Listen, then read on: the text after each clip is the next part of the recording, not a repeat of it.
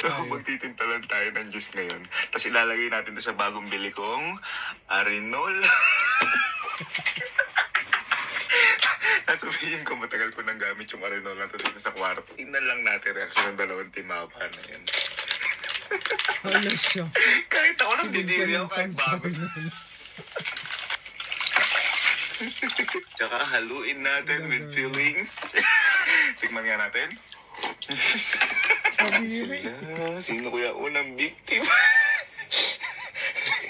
Tapos kunyari bibigyan ko din sila ng cupcake. Lagay lang natin dito. Papakita natin ba? Here's. Alen, merienda. Merienda. Ayan sa kwarto. Liga, tara. Dala mo. Oh.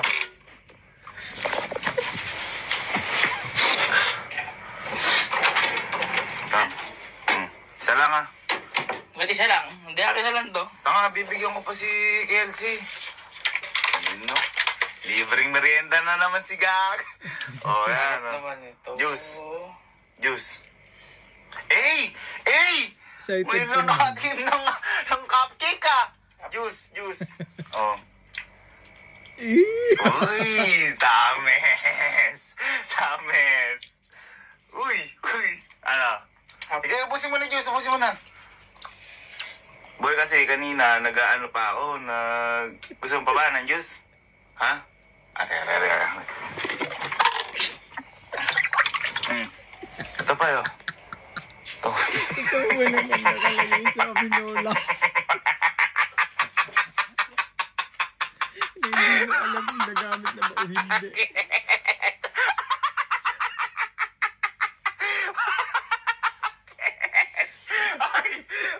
Uy!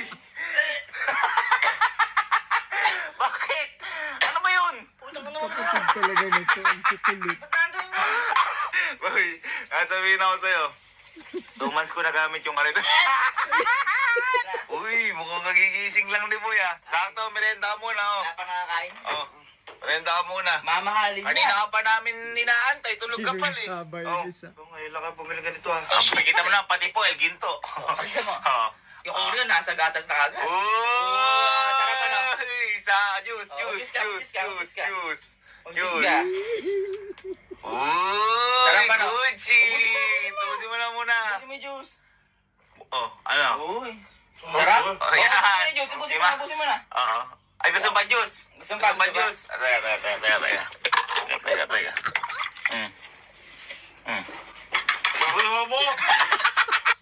Susulo mo!